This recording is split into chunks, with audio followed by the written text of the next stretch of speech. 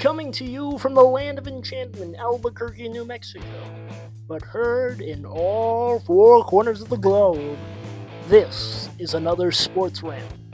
I am your host, Max Gallegos, bringing you the juiciest drama sports has to offer and the sharpest statistics. And my most brilliant opinion. Please, if this is your first time watching us, joining us, like and subscribe if you're on YouTube. Leave a comment.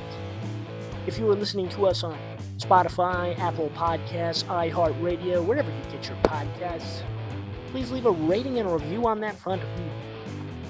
We appreciate it immensely. And we'll get straight to it, ladies and gentlemen, because oh boy, do we have a show for you.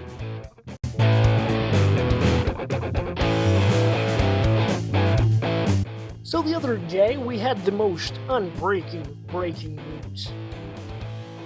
The Pittsburgh Steelers have signed Aaron Rodgers to a 13.65 million deal for one singular year for his quarterbacking duties at the ripe old age of 41. I have obviously urged Aaron Rodgers in the past to just simply retire. To hang him up. You are a 3-time MVP, a Super Bowl champion, a Super Bowl MVP. You have achieved what most people dream of, more than most quarterbacks. And I understand the grind, the love of the game.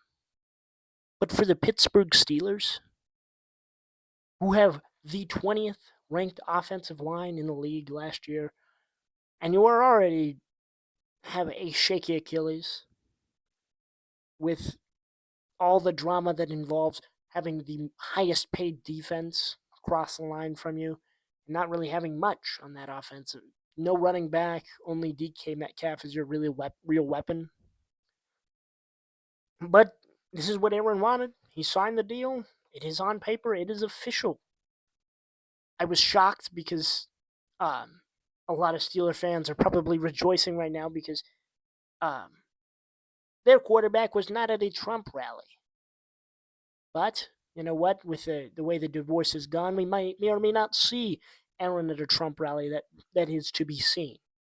He has not made a decision on who he is going with in this divorce. But more importantly, how will the Steelers be next season?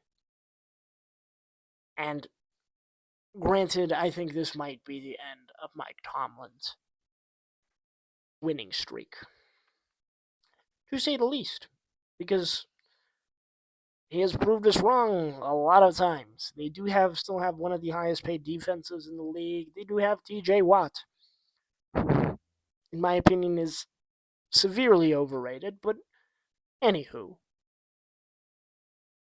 they will win games next year, probably. They have a quarterback. They have a functioning, at his best, top 15 quarterback in the league. Very much past his prime. Like I said, they kind of remind me of the Indianapolis Colts a couple of years ago when they recycled from Phillip Rivers to Matt Ryan and Carson Wentz, that kind of like old, washed quarterback cycle. It's like you leave the laundry in too long and it starts to stink, and you just wash it again. Then you forget about it again, you wash it again. Forget about it again, wash it again. Instead of actually just remembering when you put the washing machine in the washing and you put it in the dryer. Instead of putting it in the dryer, you just keep washing and washing and expecting a different result. Because this is not a long-term solution.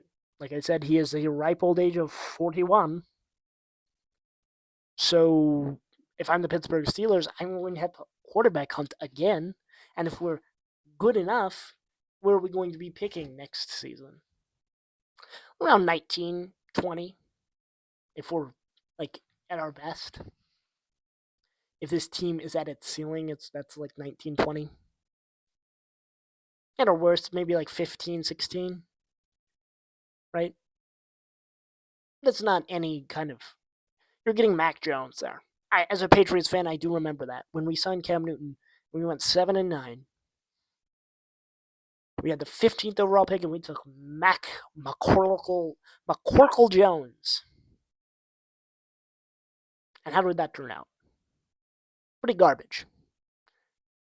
But the Steelers have had this storied success, these winning seasons,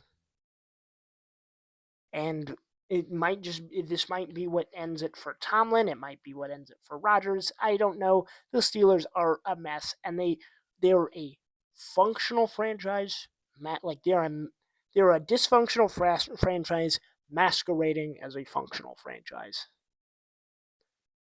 But that is really my opinion, and I'm going to stick to that. I could be dead wrong. Aaron Rodgers could win a Super Bowl with the Pittsburgh Steelers, and you could slap me with a raw salmon. I doubt it, though.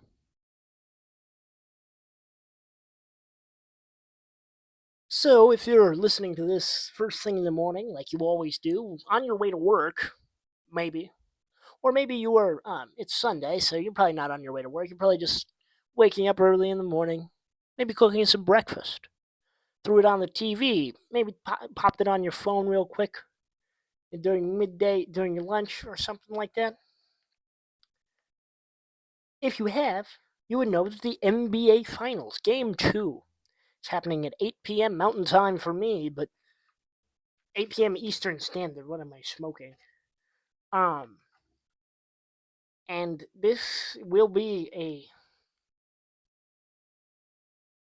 pivotal game for sure. The Indiana Pacers stole Game 1, snatched it right from the Thunder's hands on the road. I made an episode. I made a story. I made a video on that one. Go check it out. But other than that, this game will be pivotal. I've seen a lot of people saying, "Oh, OKC is going to come in. They're going to beat them by 20. It's going to be like a bloodbath. They're going to take that personally." I don't think so. I predicted before these finals that these games would be close, and I was right. I was wrong about the winner, but I was like, yeah, these games are not going to be blowouts. I don't think maybe one singular game will be a blowout, and that might be the deciding factor. But I can't see this Indiana team getting blown out. They took a fucking haymaker. They turned over the ball 19 times in the first half. And they withstood it like Rocky Balboa, just taking headshot after headshot after headshot. I don't like to mention him, but it's kind of like that Andrew Tate take, that quote, it's like shooting a man with your last bullet, and he stands there, unfazed. Right? That's Tyrese Halliburton for you. In the 5 games that they won at the buzzer because of their team heroics, but Halliburton's heroics. For all 4 of those games, the first round, Pacers trailed by 7 with 35 seconds left in overtime. Holly scores a game winner. ESPN favored Milwaukee by 97.7%. 97.9%. In the second round, the Pacers trailed by 7 with 48 seconds left. They went off another Halliburton game winner with 1 second left. Cleveland led by 95.9%. In the Eastern Conference Finals against the New York Knicks, the Pacers were down 14 with 2:40 to go. Tie it at the last second, send it to overtime, and win in overtime. New York had a 99.7% chance to win. In the NBA Finals in Game 1 OKC trailed by 15 with 9 minutes to go, and then by 9 with 2:40 to go. OKC was favored by 97.4%. They leave that game up 1-0 because of Tyrese Halliburton, Aaron Nesmith, and Obi Toppin and Miles Turner just making shots, being cool, calm, and collected. You can obviously see it with this Pacers team. They believe. They don't care if they're down fucking 50. They are still going to try and find a way to win. And I will say it here and now. Tyrese Halliburton is the most clutch player I have ever witnessed. And he is the most clutch player in NBA history. And that is not even a hot take. For all of those game winners to happen, there was a 1 in 12 million chance for all of those game winners to align that perfectly. That's how the Indiana Pacers are in the finals to begin with. Because of the heroics, because they believe. They are like I said, they are like Rocky Balboa. They keep taking chin shot after chin shot. They get knocked down. And Apollo Creed is doing victory. And then just get up and just let's keep fucking going. Because even if they lose this series,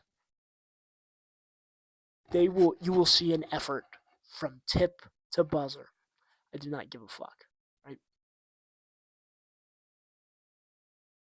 They are absolutely insane. Tyrese Halliburton is insane.